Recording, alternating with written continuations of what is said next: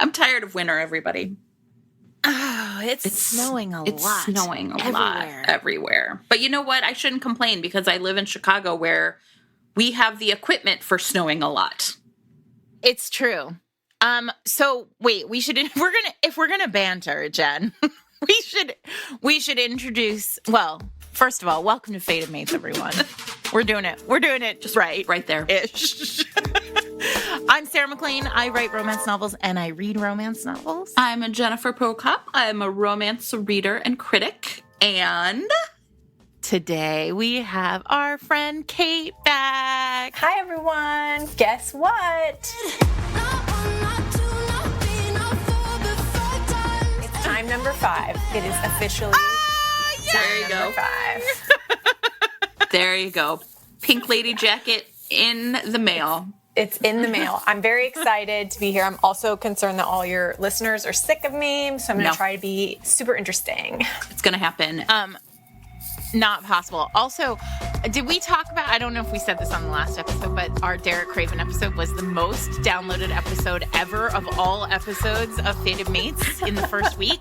And that perplexes me no small amount because it was such a weird episode. You guys thought no one was going to hear it? And you know what? Yeah.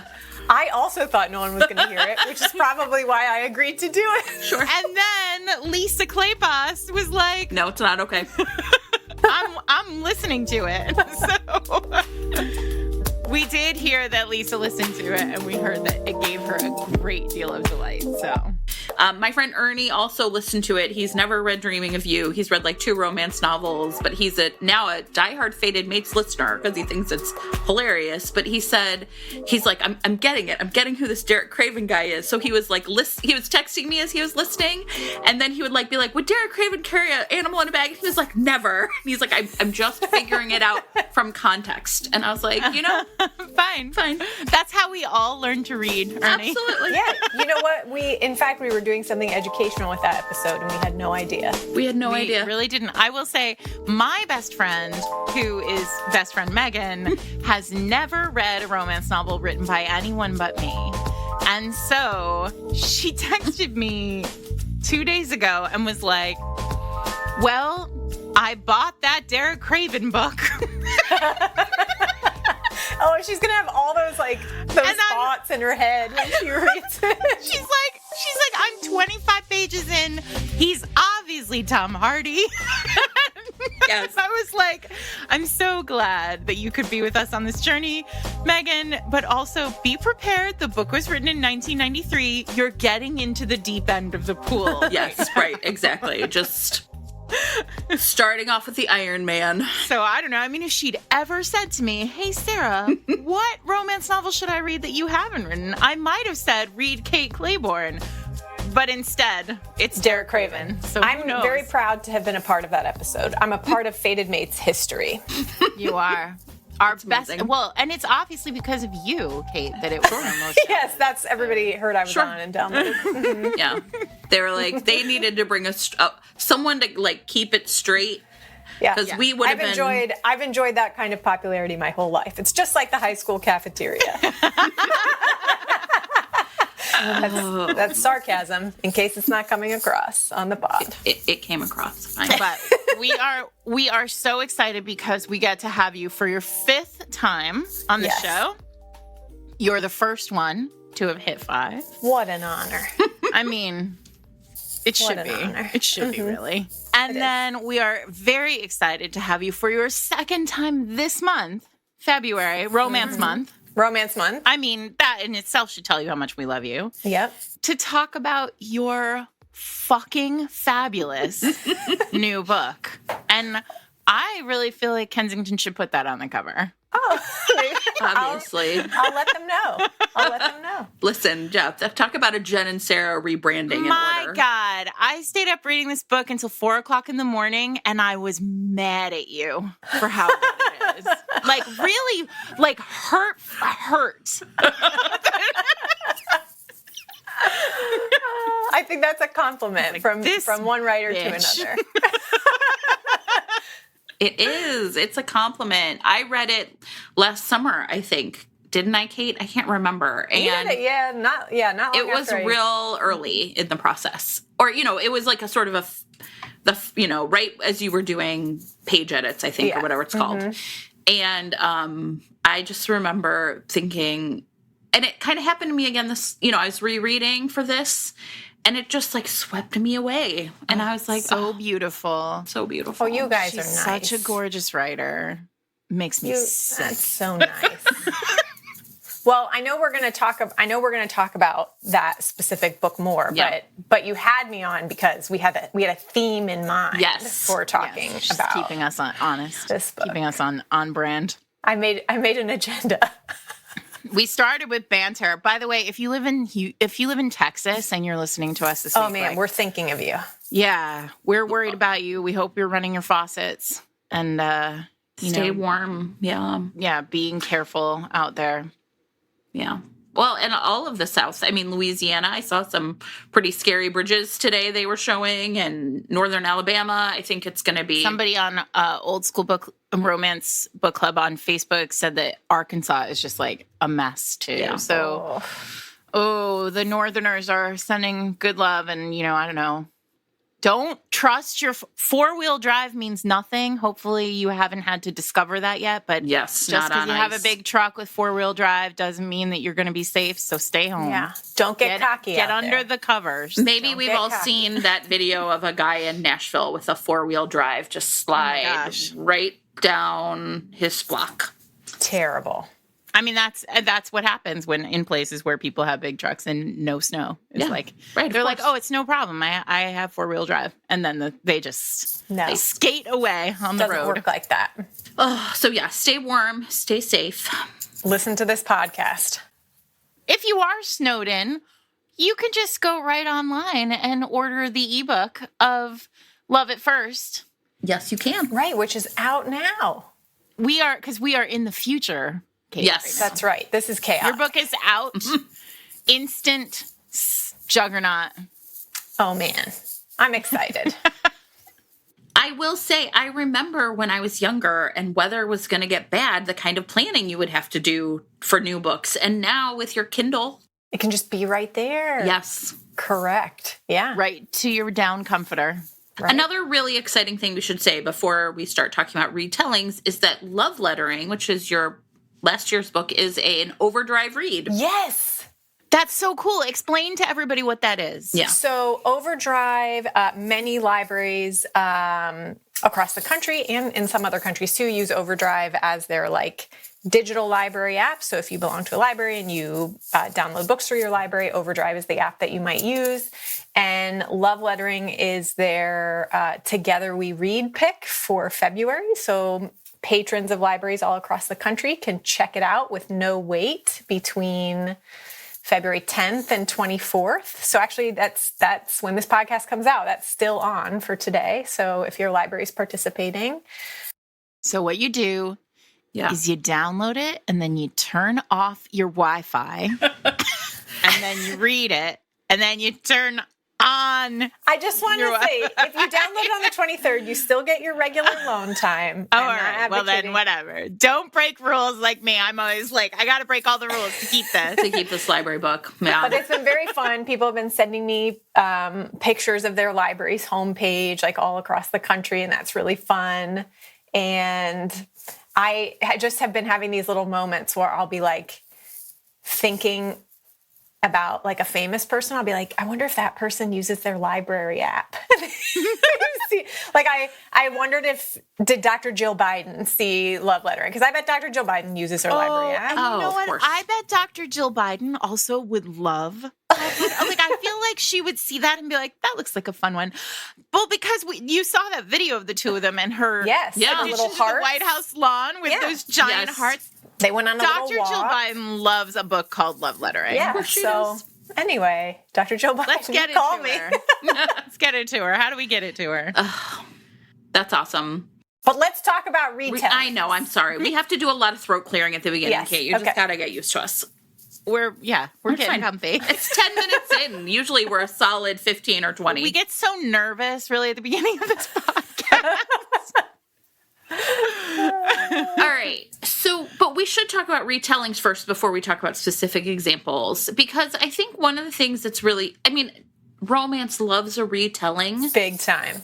Romance is almost built on retelling. Yeah, absolutely. But I think that there's different, like, degrees of retelling, maybe is like a way to put it, right? So for some, it's like a beat for beat. You know, you're really gonna read Pride and Prejudice, like Pride by Ibby Zaboy is a real, like, it's a YA retelling of Pride and Prejudice set in Brooklyn, and a lot of the, like, story beats, like actual plot points, kind of get retold. Or like a twist, like a Pride and Prejudice, but it's from Darcy's point of view, or Pride and Prejudice, but it's from, you know, Lydia's point of view. And then in that case, you know, the characters are all often named Darcy, or, right? Like, there's a lot of really straight up, like, they're not even really clues. It's just like, hey, this is what this is.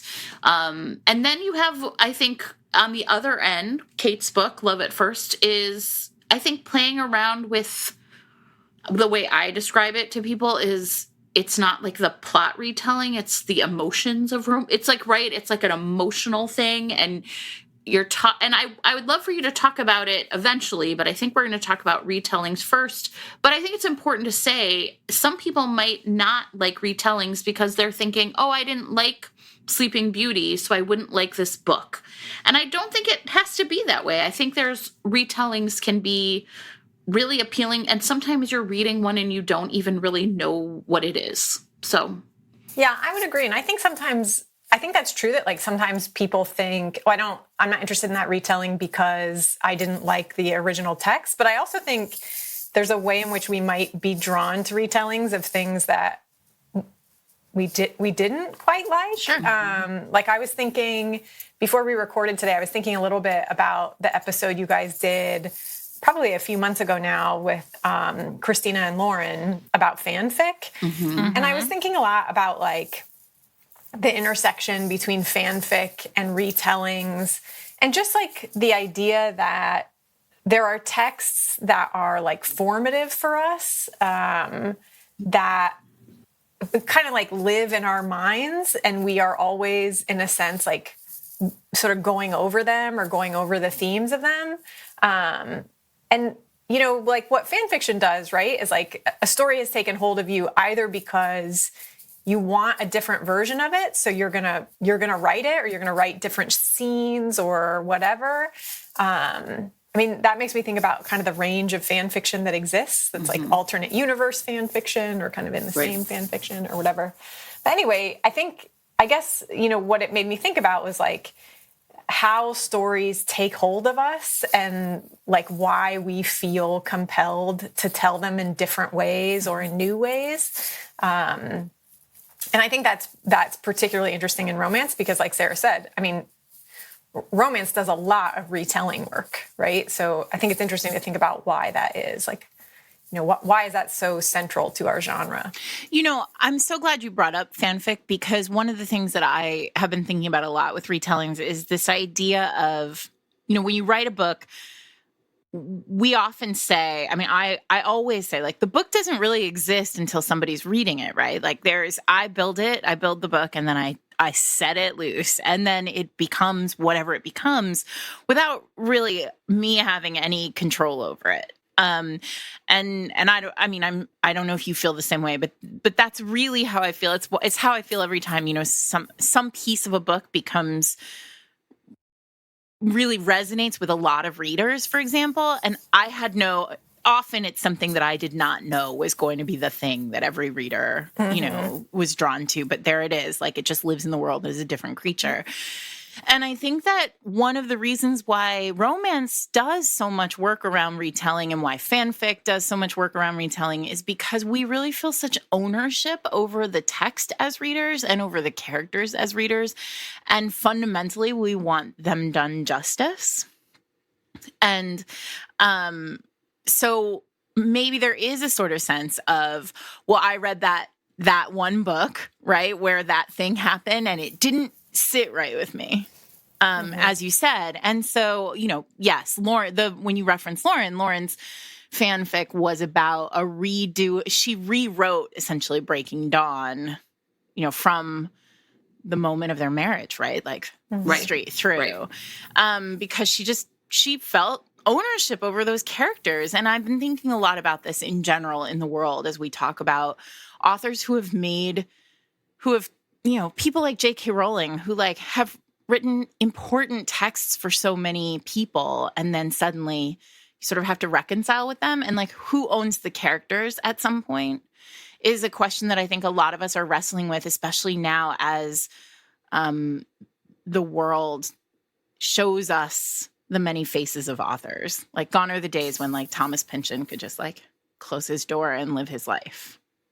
Yeah, and I think that's interesting too, because I mean, we've been talking about retellings, and really in romance, there's sort of like two threads of that, right? Like one thread is like fairy tales, right? And fairy tales, the sort of ownership question about fairy tales, or the authorship question about fairy tales, right? is right.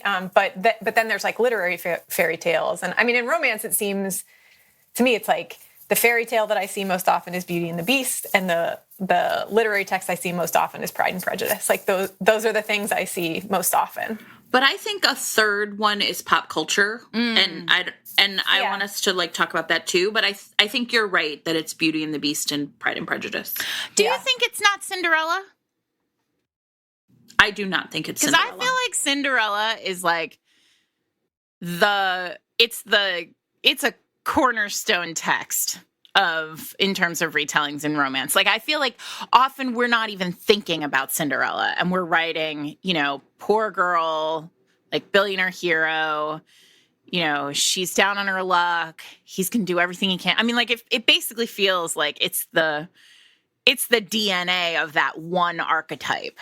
That's a good point. Yeah, Cinderella is a good point. But I mean, Beauty and the Beast is that's where a lot of that's where the exciting, like, grovelly, like a hero archetype versus a heroine archetype. Yeah, that like alpha hero. I think with Cinderella, it's different for me. It's real old fashioned. Yes. And I also think that she's a character without a lot of agency in the original.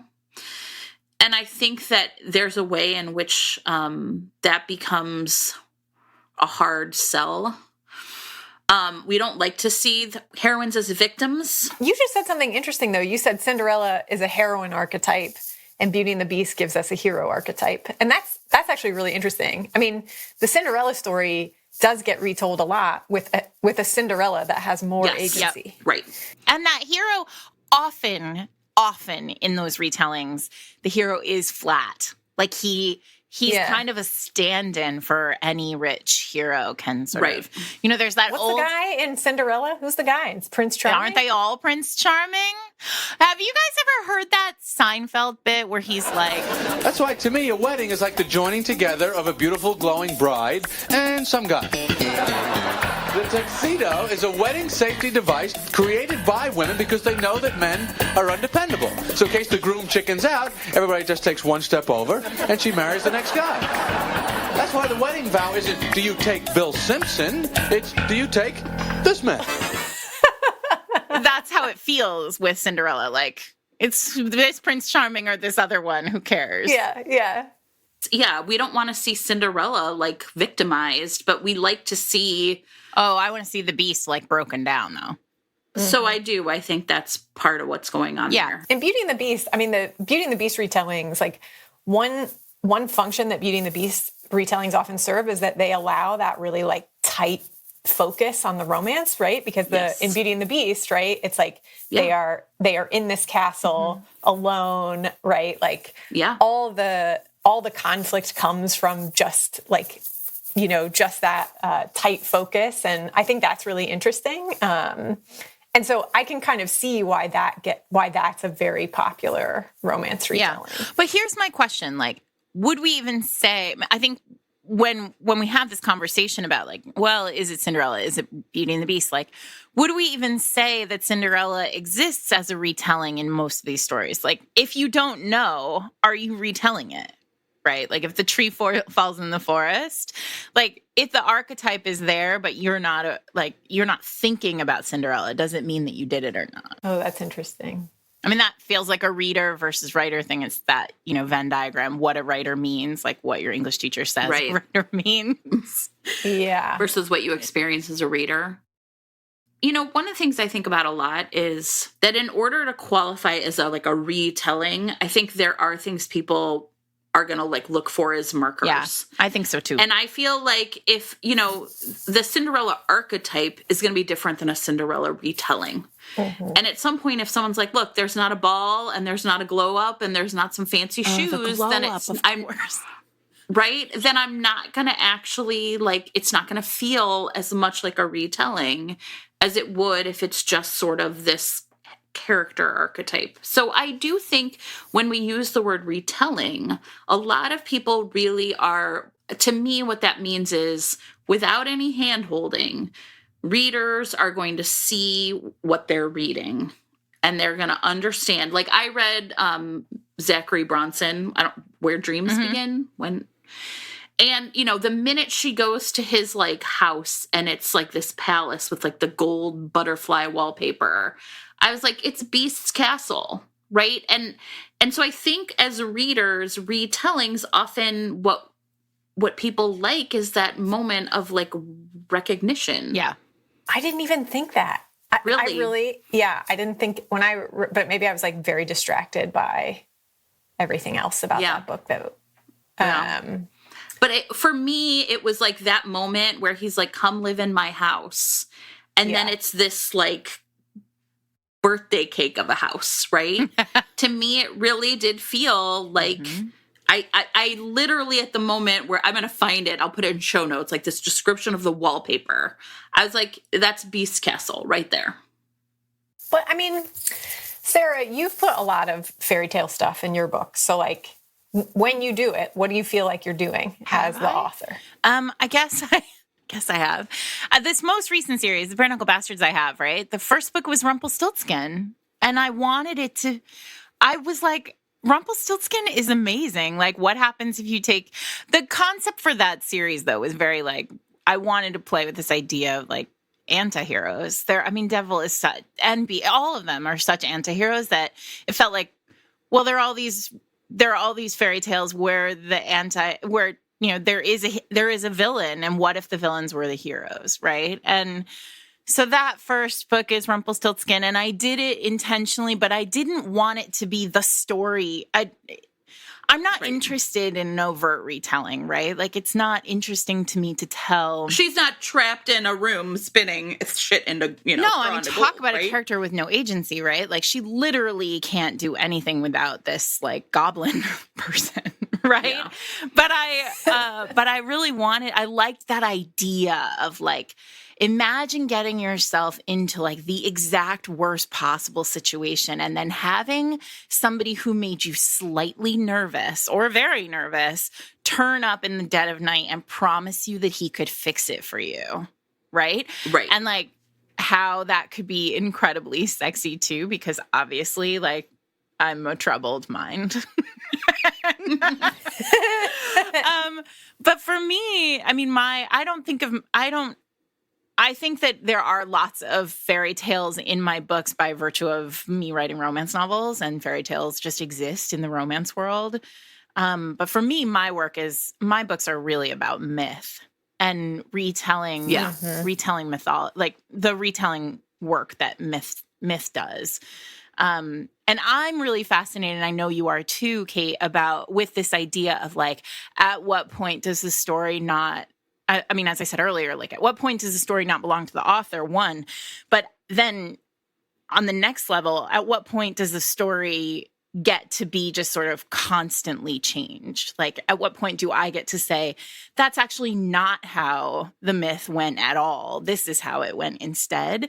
And I think when you go back to these, formative texts in whatever culture, and you say, this text is 4,000 years old, and it's been retold a dozen, 24 times or more, hundreds of times, always in many cases with Greek and Roman myth, with the heroines dying or, some sort of tragic thing happening to the women in the story.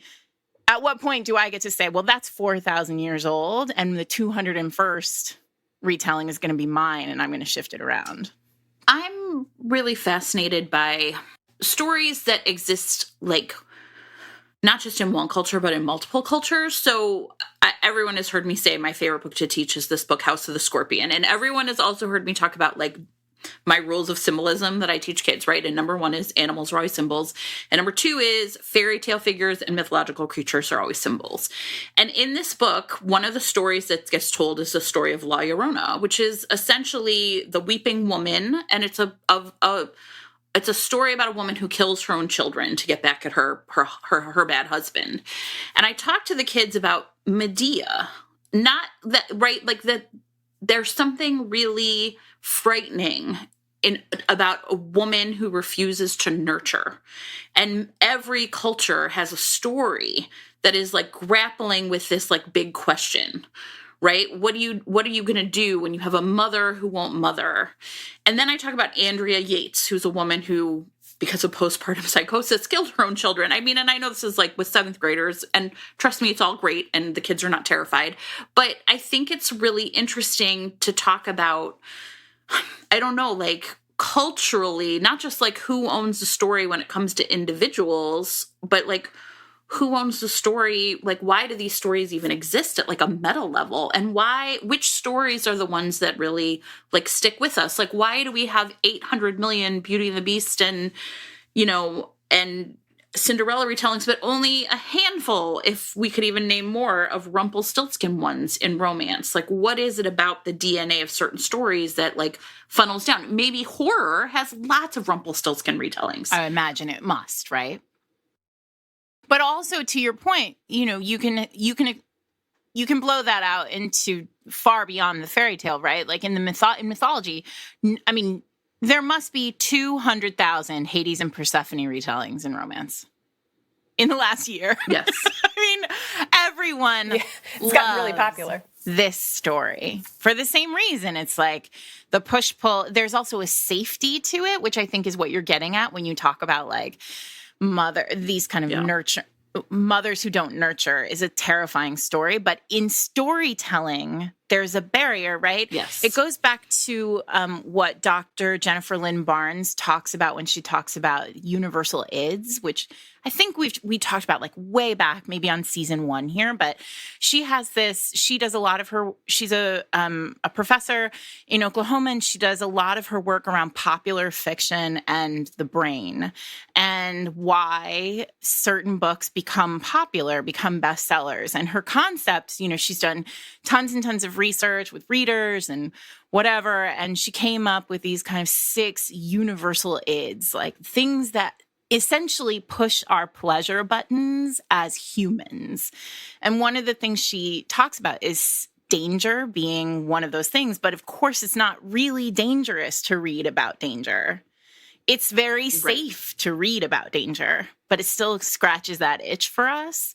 And so I think, in romance, that's why Hades and Persephone, for example, or Beauty and the Beast really work well for so many of us, because there's that sort of threat of what's it going to be like? And, is he a monster? And, what happens to me when I'm in hell, or what happens to me when I'm finally in the castle alone? But of course, you're safe, because at the end, you're going to fall in love.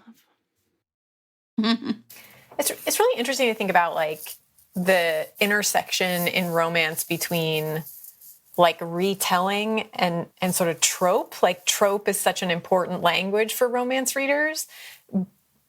But like when we talk about retellings, is that somehow different from trope? Are they all overlapping? I mean, I can say for myself as a reader, like I really like retellings. Like if somebody like gets on the timeline and advertises their book as like it's this sort of retelling, I'm like, oh, I'm interested. Yeah.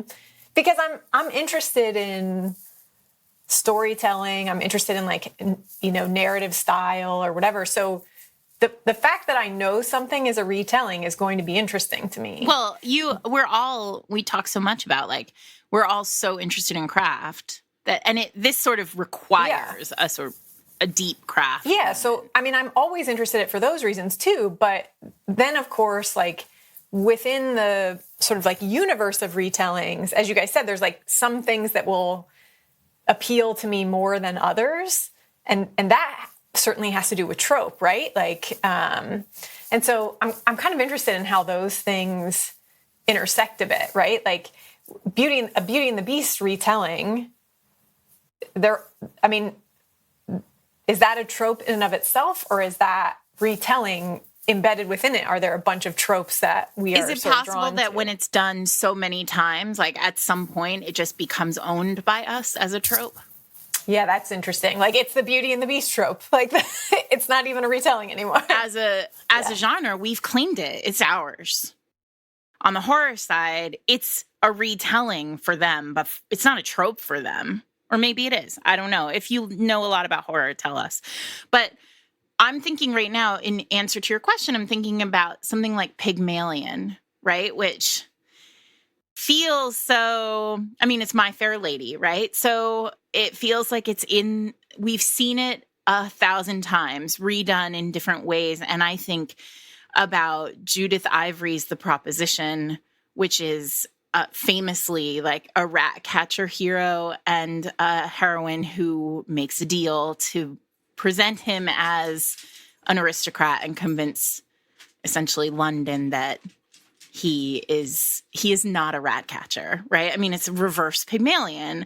And I think that's in that particular case, it's so clearly a retelling of the original, but certainly like maybe Pygmalion is in the trope of the glow up always. Mm-hmm.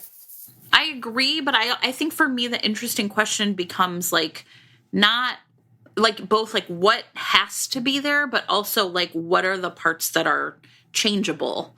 And then those seem to be the things that are like really responsive to like who we are now. So like the glow up maybe is always a part of it, but like what's being glowed right. up, right? Is it just is it clothes? Is it your house? Is it your physical looks? Is it, I don't know. Like, I feel like maybe, is it your intelligence, your educational background? I remember when I heard Ibby Zaboy talk about Pride, which is a Pride and Prejudice retelling, and she talked about how education had to be essentially what, like education was sort of the thing that they were after, because that right now is the right. And then it was like a gentrification story. But she talked about like, I had to really think about how was I going to make this story modern? Like what were the things that would have to change? Yeah. Which I think is why it goes back to what Kate was saying.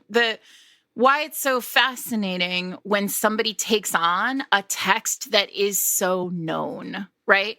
Because I think you can take on something like Pygmalion or Hades and Persephone or any number of myth or Beauty and the Beast or whatever and do it fine because it's just sort of in the ether, right? But I think it takes a lot of chops to take Pride and Prejudice and like truly renovate it in the way that Pride does, or in the way that Sonali Dev does.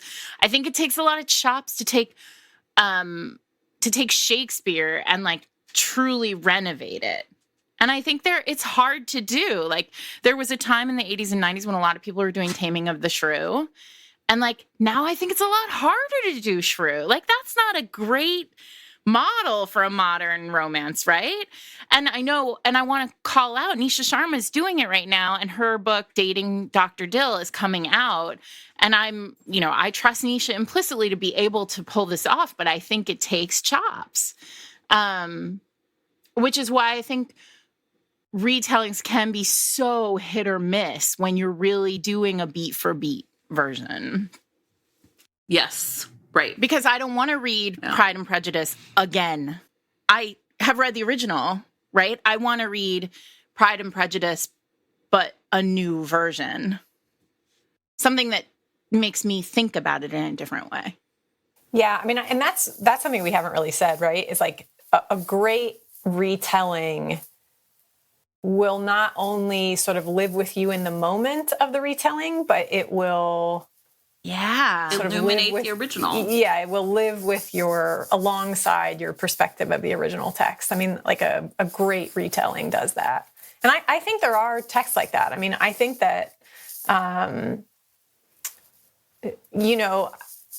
I mean, of course, because we're on a podcast, I can't think of one immediately, but I will. We'll get there, yeah. But, like, there are texts that, like, sort of original texts that now when I think of them alongside. Yeah. Can I tell you, for me, the pair that always comes to mind is Emma and Clueless. I mean, that's a perfect one. Oh, yeah, that's a great, yes, absolutely. And teenage movies do that, right? Because there's also 10 Things I Hate About You and Taming of the Shrew. And, like, it's perfect. It's a perfect way of redoing it in a high school. I mean, it makes perfect sense. Yeah. Yeah. I totally agree with that. I think that retellings can be really fascinating that way. Yeah, I agree. Before we kind of talk about Kate's book, I want to talk about one other thing I think about a lot when I think about retellings. I was telling Kate this before I started. If you've ever read the story or the novel Haroun and the Sea of Stories by Salman Rushdie, it's actually a kid's book. It's for young teenagers, I guess I'd say, not little kids. And he wrote it. It's the first book he wrote after the Satanic Verses and after going into hiding. And he was separated from his children. It's honestly kind of an amazing story. And he wrote this book about a boy and his father who go on a magical journey to essentially the Earth's hidden moon. So, this is hardwired for me to love a lot of this shit. And a lot of it is retelling. A lot of it leans really hard into the Arabian Nights, stories from the Arabian Nights. But on this Earth's third moon, which is called Kani, which means story, there's the story ocean. And the story ocean is full of story streams. And one way you get a story is special fish in the ocean, mix up stories and a new story comes out. And then though there's parts of the ocean that are old and abandoned, right? Stories that are so old, no one likes to visit them anymore. And I always think of that as being when you're channel surfing and some 50s movie comes on and you're who watches these anymore? Right? But then the way it's explained is but you could pull one of those stories out, right? And mix it with something new and revitalize it. And then this story that has been around for ages becomes something new and interesting again. And I always thought it was a really beautiful metaphor for just how story works in general, right? That any old story can be pulled out of that sort of dead zone of the ocean and brought back to life by a devoted storyteller. Yeah. I love that image, that metaphor. That's really beautiful. It is. And if you read that book as a metaphor for being separated from your kids after having a fatwa against you, yes. I also think that there's something to be said for loving a thing when you're retelling it. And I think this is where maybe it deviates from trope. We can love the trope, right? But I mean, I don't have a deep abiding passion for Beauty and the Beast, despite having written several Beauty and the Beast stories. I think that it takes, again, a certain kind of love for a text for you to do it the kind of justice that a retelling often requires to be elevated. And I'm going to use this as my segue to get into Kate's book, because I think it's incredibly clear that you have an abiding love for Romeo and Juliet in this book. I mean, it's magnificent. And I have not read Romeo and Juliet since I was probably in college, definitely in college. And there were just so many moments where I was oh my gosh, this is so evocative of the original, of the source material, but not at all a retelling in some way. It's not a beat for beat retelling. It's just it's a love letter. It feels like. Yeah, I mean, it is. This is a text Romeo and Juliet is a text that means a lot to me. And I would say, I think, what we've been talking about with retellings, I think some people sort of come to the idea of doing a retelling and they're I love the Beauty and the Beast trope, or I love the Hades and Persephone story or whatever.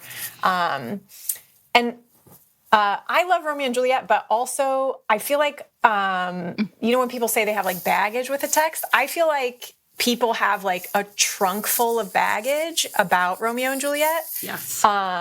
I think that's like I think that's like times 1,000 in the romance community. And I guess what I would say is like, I think one reason a lot of us have baggage with it is like, this is a text that many of us are forced to read. I think many of us are forced to read it too early in our lives. Like I have sort of strong feelings about that. But also like, I know that, when I have been sort of like parts of conversations in the romance community or sort of witnesses to conversations in the romance community about this text, I know that like one of the ways that we talk about this text is how frustrating it is that people call Romeo and Juliet a romance, right? And whenever it happens, romance readers are like, oh my God, it's not a romance. And it's not, right? And Shakespeare would also say it is not. I guess I've always been like interested in that sort of discourse because Romeo and Juliet is not a romance. But I still really love this text, like deeply love it. And I think it's painful to me to hear people say, this is a story about kind of like foolish people doing foolish things. Yeah.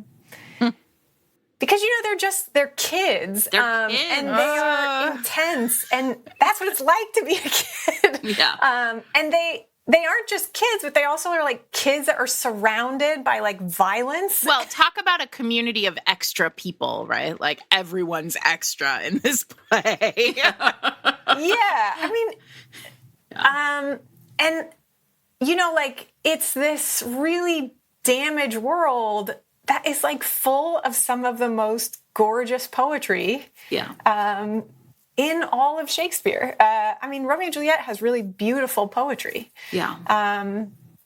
And so I guess I thought when I had the idea for this book, some of it was like images that I had in my head that are really like, as you guys were talking about before, like very clear to pop culture, like balconies and things like that. But for me, I just sort of had this question I kept coming back to, which was like, what if Romeo and Juliet had not met as teenagers? Like, what if they had been allowed to grow up? Like, what kind of people would they have become?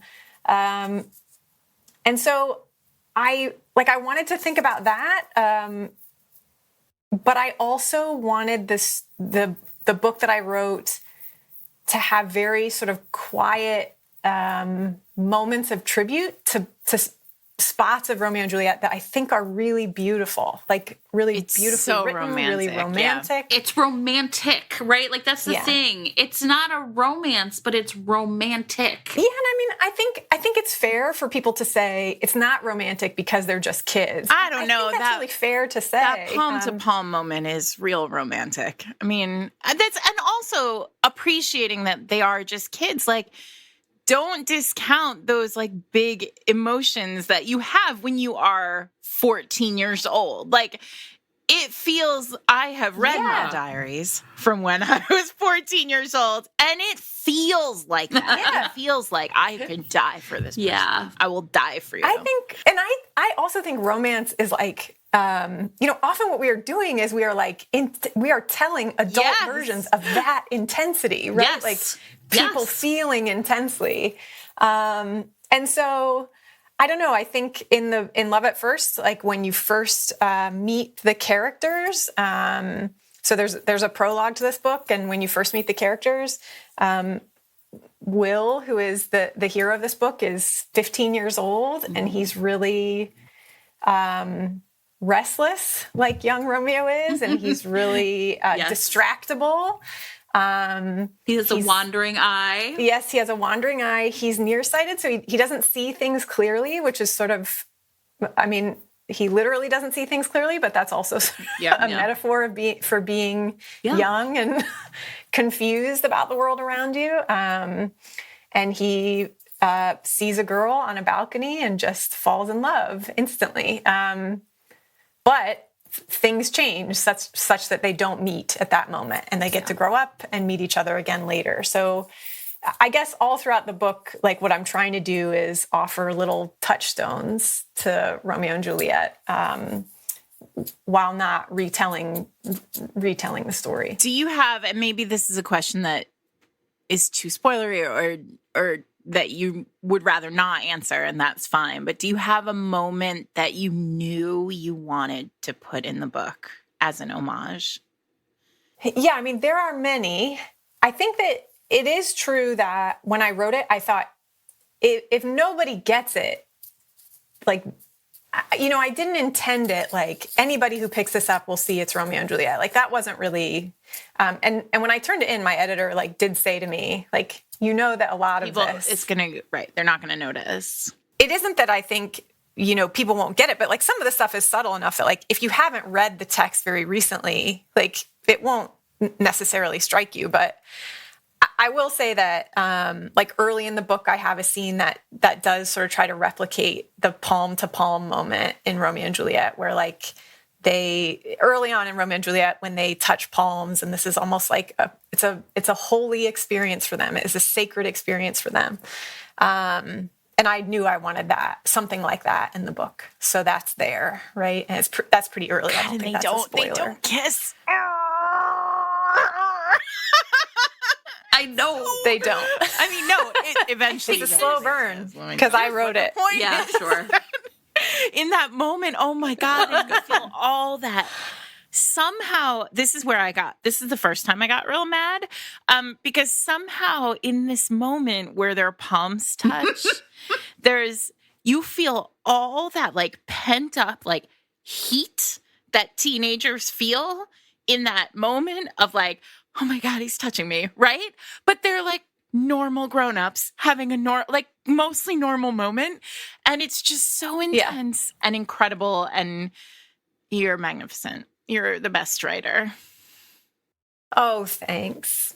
Thank you. I feel like it's the most romantic book that I've ever written. And I think the reason for that is because like what I wanted to explore was like, you know, particularly Will, like he feels like he's grown up. So he's let go of that intensity. Like he sees that as part of his past. He's not that person anymore. And, you know, like then as the book goes on, it was like, what if I get to lean into that intensity? Like he's still that way. He still feels things that intensely, but he's grown and it doesn't have to be unhealthy. It doesn't have to be sort of scary like it is in Romeo and Juliet, where you have a sense of doom coming at you all the time. Well, and that's because of his parents too, right? And I thought that was one thing that I thought was really interesting is, you know, part of the reason Romeo and Juliet is so tragic is because they're parentless in the sense, right? Like you're like, these parents just want to war with each other more than they want to like love their kids. Yeah. And I found, you know, and of course in Romeo and Juliet, you're just like, oh, okay. But like in Will's case, you know, his parents, I don't want to spoil it, but they're going through some things and he feels like he's not a part of that because he isn't. And it's hard to read because then you're like, but it's like the heart of the book too. This other piece that almost is a flip of Romeo and Juliet as I remember it, and tell me if I'm wrong, which is this community piece, right? Like these two people have this vibrant, supportive community around them. So we haven't really talked about the premise of this book at all, but yeah, let's talk about the book's about. Oh, yeah, you want me to say something? Yeah, you should say that. Yeah. So, I mean, I said a little bit about the prologue, but where that leads is that, you know, this woman, Nora Clark, she has inherited an apartment from her grandmother where she spent every summer of her young life. This is a very close-knit apartment building, so it's a 6-flat unit in Chicago. All 6 of the apartments are owned by people who have been there for a long time, and they're a very close-knit community. And so she is now living in this apartment because her grandmother has passed away, and another resident in the apartment has recently passed away and left his apartment to Will. And Will would like to rent this unit out as a short-term, sort of like an Airbnb style. And because Nora really doesn't want that, she wants to preserve this sort of perfect community that was really important to her grandmother. She decides she's going to try to sort of sabotage him a bit. And that's a bit of like the sort of two houses, both alike. And so she thinks she's going to sabotage him. Oops. But in fact, she falls in love with him. So, but part of the plan for sabotage involves these four other flats in the building, where there are elderly residents, largely elderly residents, who are sort of also annoyed by the idea of this Airbnb and deeply, deeply loyal to Nora and to the man who lived in the apartment before Will. And so they are all kind of, they're like around a lot and they're helping with the sabotage. And like, you know, one of my favorite moments is when like the two old ladies knock on his door as he's trying to like literally throw out his uncle's, you know, get stuff. rid of things. And they're like, we brought hot dish.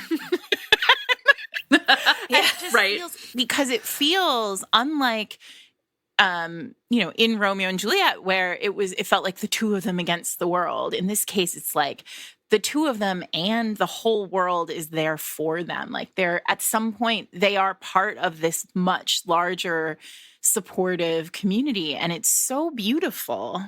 This is different from Romeo and Juliet, but this is also a bit of a homage to Romeo and Juliet, because in Romeo and Juliet, there are older members of their community that and the friar and were good to them. So the nurse for Juliet, the friar, and I think that something I thought about was like, what if those characters were sort of multiplied and sort of fuller and surrounding them, and you know, I thought about like the nurse in Romeo and Juliet is very funny. And she's a little bawdy. So I knew that I wanted the characters that surrounded Nora, particularly in the building, I wanted them to feel like that, right? There's no proper analog for the nurse, but in some ways they're all the nurse in a way.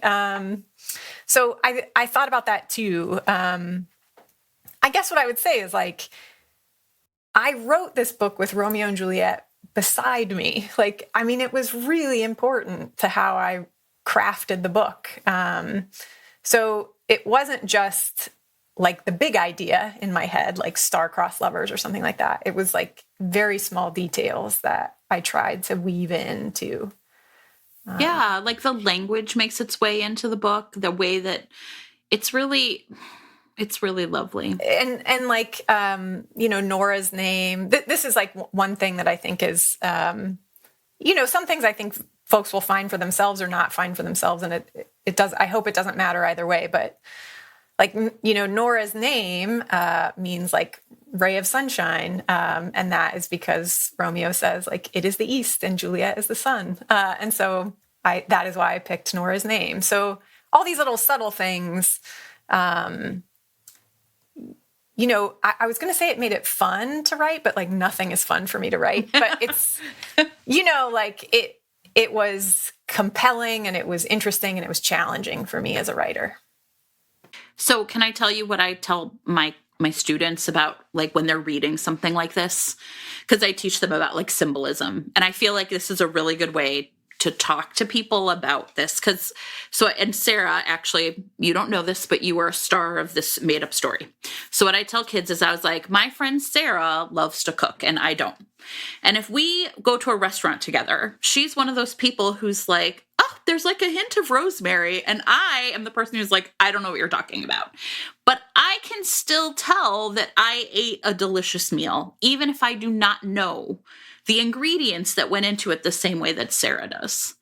And when you read a book like this, you can tell that it's delicious, right? You can tell that the author has carefully crafted and prepared this meal that you are about to read.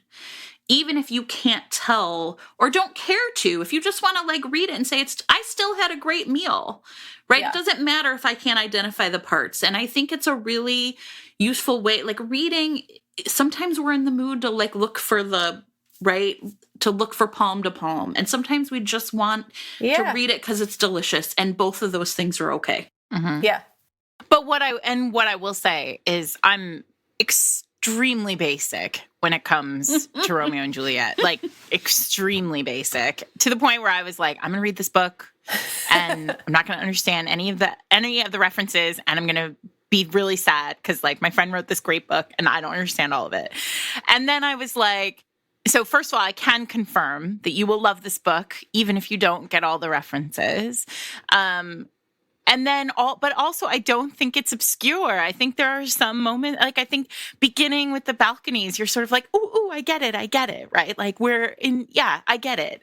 And then of course, palm to palm, I was like, come on, this lady, she's so good. When we were talking about the romance retellings in general, and like Jen mentioned pop culture, like balconies that is now like a pop culture staple. Yeah. So it's like, oh yeah, you can see sort of like a balcony as a romantic set, and it has nothing to do with Romeo and Juliet, right? Like, well, except it kind of did, right? It becomes cultural, right? This goes back to that, like, is it a retelling if there's a balcony on it? Yeah. And then it's like, well, no. Yeah. But in Kate's case, yes. The power of like myth and symbol is it is part of the culture even if you don't know the source material. Yeah. You know, kids know that snakes have a certain profile even if they've never read the Adam and Eve story. And so I think that that's the thing that I find fascinating about retellings is you're sort of like making the invisible visible, right? You're like, you're pulling it back up again and saying like, no, I really want to talk about the balconies, right? Yeah. Yeah. And I think that how symbols like that get adopted and transformed are interesting. I mean, like, you know, now it's like balconies are like seen as a romantic symbol. But there's like complication to this, right? Like, is that because in sort of scenes where a balcony feature, is it like that a woman is being put on a pedestal? It is not really about who she is, but about like what she represents to like the person who is gazing at her. Like, so even these things that are very familiar to all of us have depth that we don't like often think about. And I love a story that gives me the opportunity to think about stuff like that. Hopefully Love at First will do that for people. But if it doesn't, I hope it's just a good story, right? Like I was just a good romance. So we're going to all talk about some other retellings. We've mentioned a few. We talked about Kate's. I know that we're like at an hour, so we'll probably each just mention. I would say two of mine are like literary retellings. Sarah already mentioned one, which is the Sonali Dev series that's going on right now, right? So she has done a Pride and Prejudice one, a Persuasion one. She's got a new one, Incense and Sensibility. It's great. I think that, yeah, I mean, such a good title. Sonali's writing is just so layered. And it's also, I mean, for me at least, like I'm gonna feel feelings when I read Sonali. So like I think her writing is really evocative. And I think that's particularly well suited to retellings. And I think that series is really impressive. So that's one that comes to mind. I also think there's a lot of interesting Shakespeare retellings out there. Recently, Loretta Chase had one that was like, now I'm going to forget the title, but it's like 10 Things I Hate About the Duke, I think. And what's interesting about it is that it is both a Taming of the Shrew retelling and a 10 Things I Hate About You, sort of. Which is fascinating, right? When you retell the retelling. Yeah, so there's like a couple of interesting things going on there. So I think that's really interesting. And you know, Loretta's one of those writers who like, there's no way she didn't know exactly what she was doing. And there are characters that show up in there that you think, it's sort of like you have this tentative, like you feel a tentative echo about the text. You're like, is this... And yeah, like it probably is, right? She's doing something interesting, but it's not, again, you don't have to know it to enjoy the text itself. So those are a couple. I have some pop culture ones too, but I'll save those for now. Okay. Well, we come back to. Okay. I am going to talk about It Takes Two to Tumble by Cat Sebastian, which is a Sound of Music retelling. Although I mean, which I've got to tell you, here's the other thing. It's not really a retelling. I would say it's more like, it's like the Big Bang, right? So it's like the characters have a very similar setup because one hero, Philip, and I'm really embarrassed. I was going to ask Sarah beforehand. I don't know how to say his last name. I'm confused by it as an American. So it's like the word acre, but with a D in front. But I'm like, it can't be Dacre. But is it like Descartes? I have no idea. But you know what? This is one of the worst things about, like, when you read and you're just like, I wish I could hear somebody say this out loud. I know. What is this person? This is why you need Robert Petkoff for all things. Everybody with Viscount for like the first 10 years of their reading life. Oh, I am like girding my loins for the next scene written and the Viscount question. Get ready now. It's true. Okay, Philip is a sea captain, and he's at sea. His wife has died. He has 3 kids at home who are apparently like wild ones. And the love of his life was like his first mate who died 14 months ago at sea, and he had to like bury him at sea. Whoa. So he returns home, and the like local vicar is watching the children. And so I was immediately like, is this the Sound of Music? It's like the sea captain and the vicar. I mean, it was also delightful.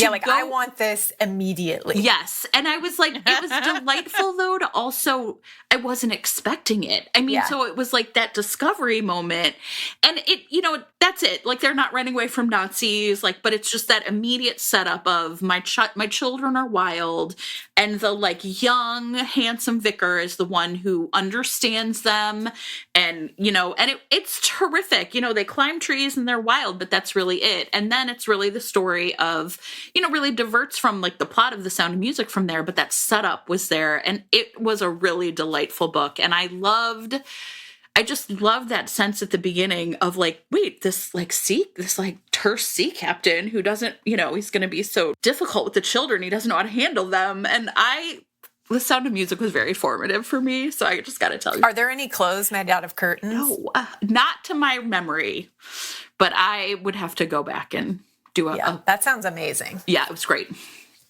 Before you do another one, can I do obscure children's movie / romance novel retelling?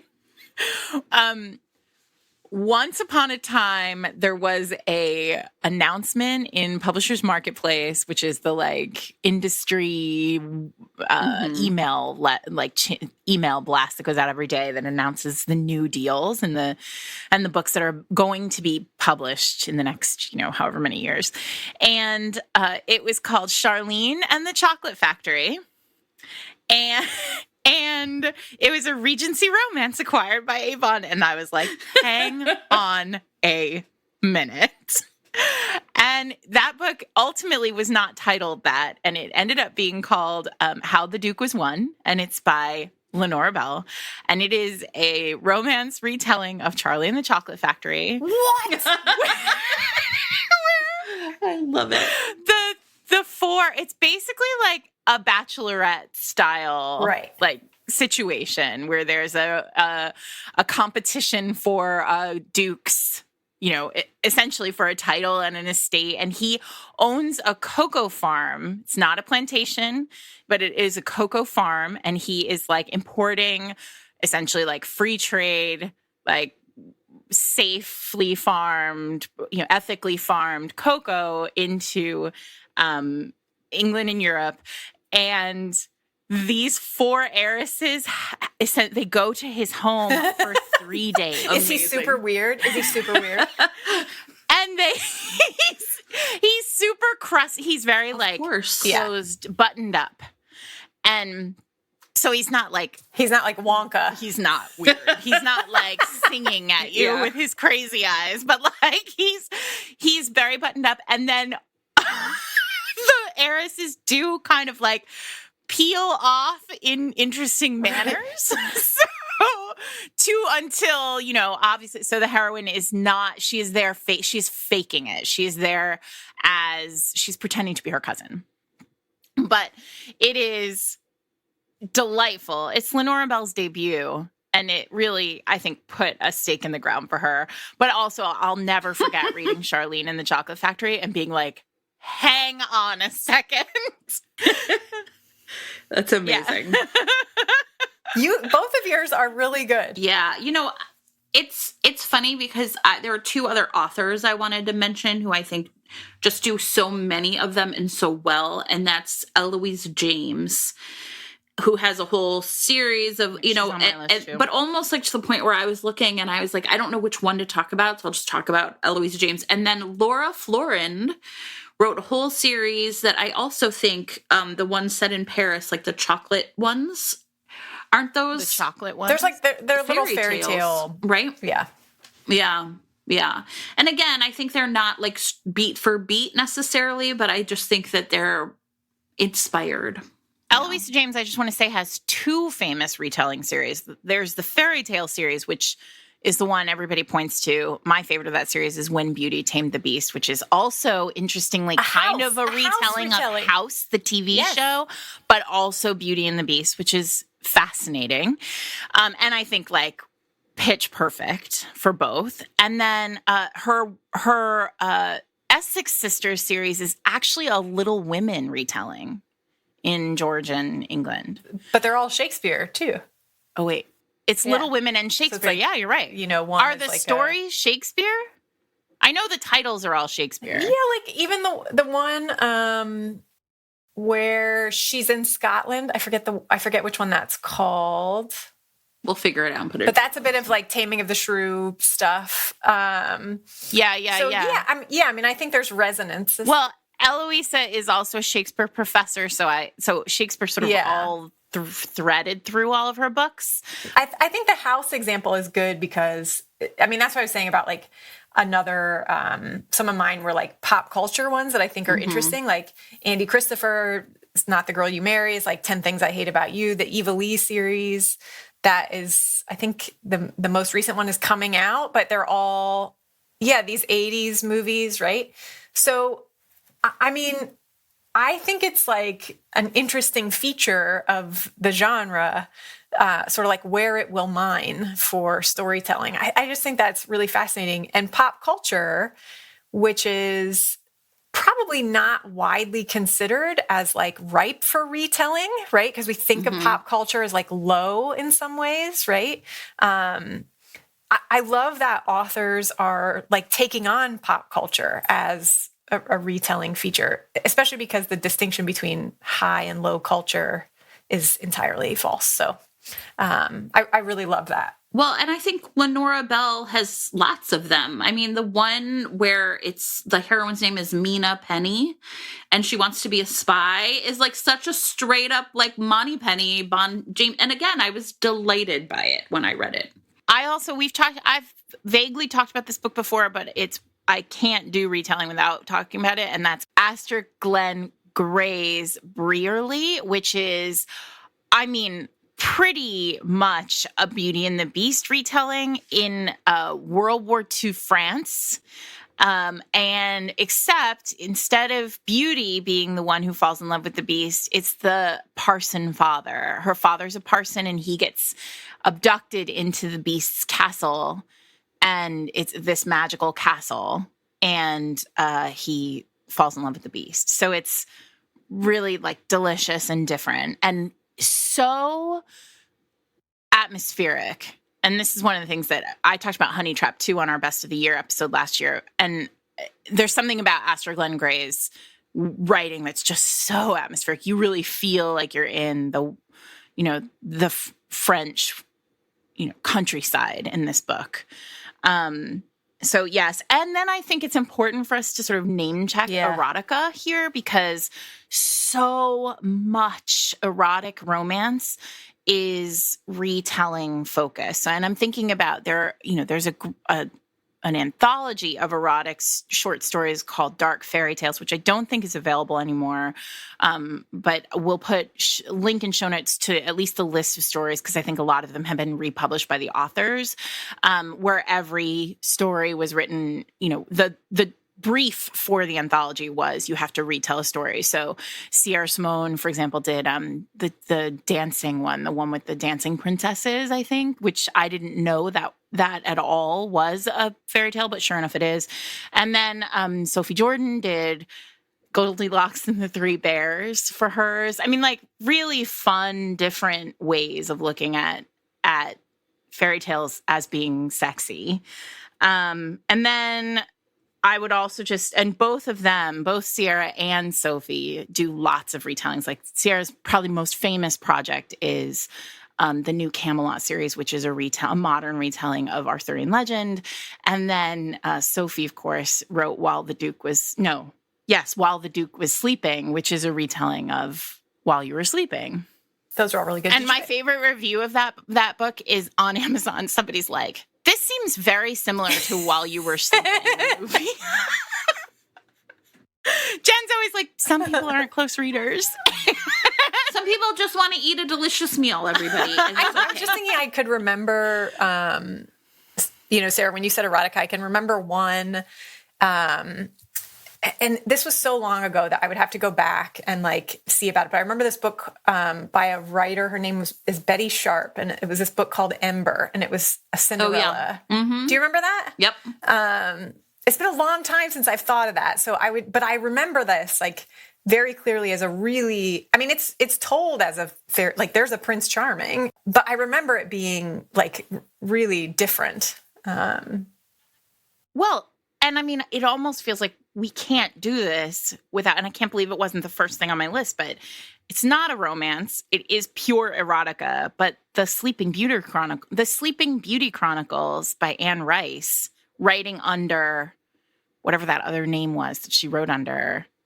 You're both giving me like blank faces. Yeah, I don't know that one. Here's a deep cut, everybody. Obviously, Kate. Kate. I don't think I'll go there. It's not for me. It's not for you.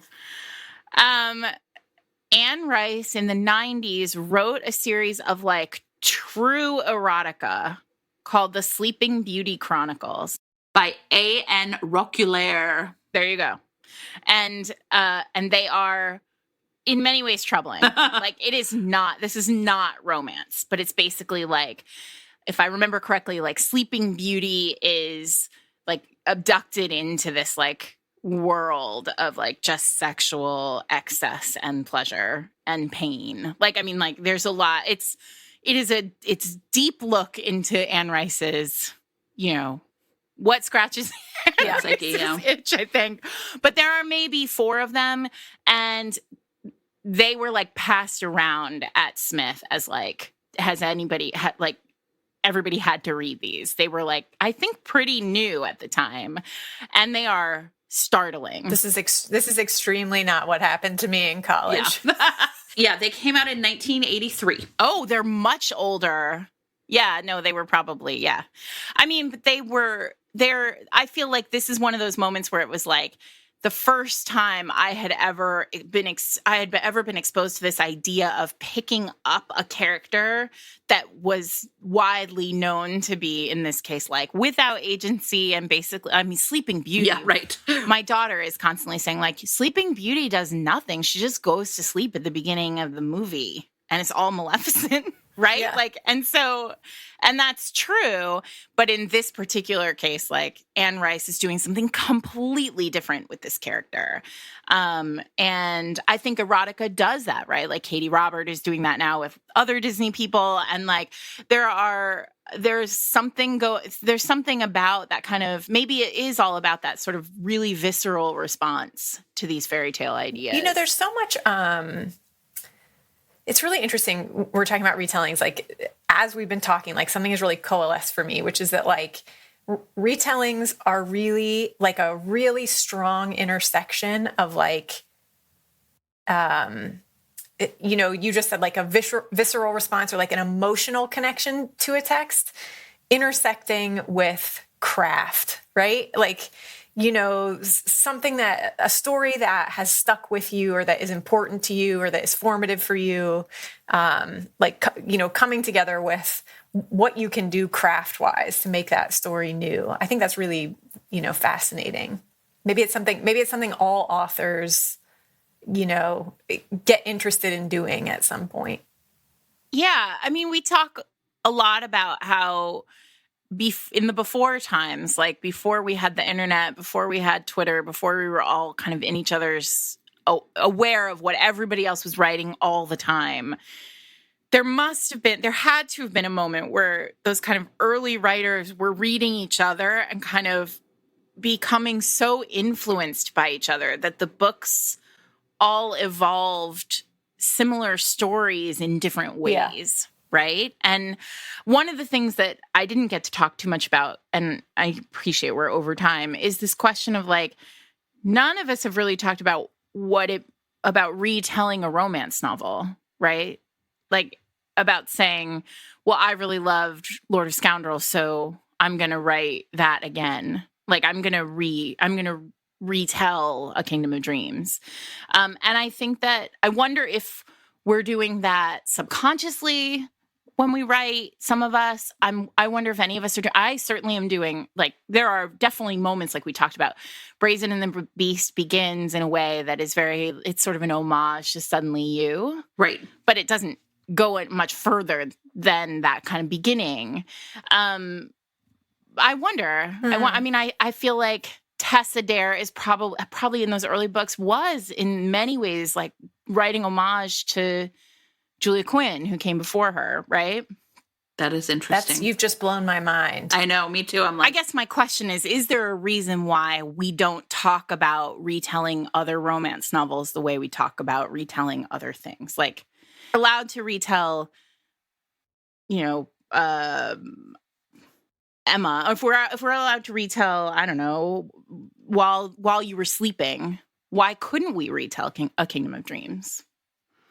That's really interesting. I don't know if it's like goes back to what we were saying at the beginning about like trope. Is it that because the genre, like a part of the language of the genre is about trope? Yeah. I don't know. Listen, why'd you have to end it like this? I'm just here to blow your mind. I'm here to blow your mind. Come back. Time number 6. Figure it out. Come back and tell us. That's a big question. It is true. I'm just gonna have to sit with that for a while. because surely we're all doing it, right? Yeah. But I think you're right. I think it downshifts to tropes, like a straight up retelling. Is it overt is the question. Like at what point are we allowed to do it? Yeah. That's fascinating. But it does feel like at this point you could retell Gentle Rogue, right? And say it. I'm doing a retelling of Gentle Rogue. And no one's ever said that. And think about that. Also, now I'm blowing my own mind. Because think about that. Like, what a cool thing to be able to take a text that is in many ways problematic, right? In all the ways when we did season 2, we spent so much time saying like, oh, this book was written whenever it was. And like, there are problematic elements, but let's unpack them. Like, what a cool way to say, like, I'm going to take the Flame and the Flower and rewrite that story for a new time. I think adaptation, okay, I'm going to make my first instinct is to tell you that adaptation, when you're doing things that are more recent, works better when you're changing medium. Yeah, I think you're probably right. Like, there's a reason, like, Pride and Prejudice is a retelling we can do because it's, right? So a novel to novel retelling feels like it would be harder, because I think it would be harder for people to crawl past their own, right? Like, how do you get to the retelling space? Right. Or maybe it needs to be a juggernaut, right? It needs to be Twilight. And so you can take Twilight and make 50 Shades. Right. Whoa. I have some thinking to do. Me too. But that's true, right? Because you could take Twilight and make Beautiful Bastard. Right. Which isn't shifting medium, but it is shifting genres. I don't know. Now we're an hour and 25 minutes in, and now we're just going to leave it with everybody's. We blew your minds. So yeah, I think it's probably some sort of juggernaut thing. Good talk, everybody. Good talk. Look, everyone needs to go read Love at First because it's magnificent. Oh, thanks. It is, it is truly a beautiful, magnificent book. And please, if Romeo and Juliet is not your thing, don't let that worry you. Yeah, right. Yeah, don't. Balconies are your thing, right? Who hates a balcony? Are your thing. Sexy towel racks. I'm sorry, but it's There's a feral cat. Yes. there's an amazing secondary love story. There's something for everyone. There's a picnic on a lake. There's an amazing secondary love story. Yeah, it's great. Yeah. Something for everyone, frankly. Yeah. Handsome doctor. Well, 5 times the charm, folks. Yeah. Wait, Kate. Yeah. Tell everyone. So if they order today from Fountain Books, can they get a signed copy? They can still get a signed copy. Yes, I will continue to go back to Fountain and sign books. So if you would like a signed That's copy, Kate's local independent bookstore. Please support local independence as we are in a pandemic. they've got a special page for Love at First, so please feel free to go there. You can buy it if you are snowed in. You can get it for your e-reader of choice right now. Next week, we are back reading A Matter of Class by Mary Bailow. I've just been rereading some Mary Bailow. I've never read Mary Bailow. You haven't? Whoa. I mean, this is not necessarily where I would have started you, but we're doing it. I just re-listened to Slightly Dangerous. I am fully capable of jumping into like the Mary Bailow deep end. I feel okay about it. I mean, Mary Bailow, she's a classic. So we're going to read that next week. It's a short novel, so you should be fine. And what else? Find us at fateofmates.net. We're produced by Eric Mortensen. Read Love at First. Read a Kate Clayborn book. Thanks for having me, everybody. Bye, Kate. Bye. Love you.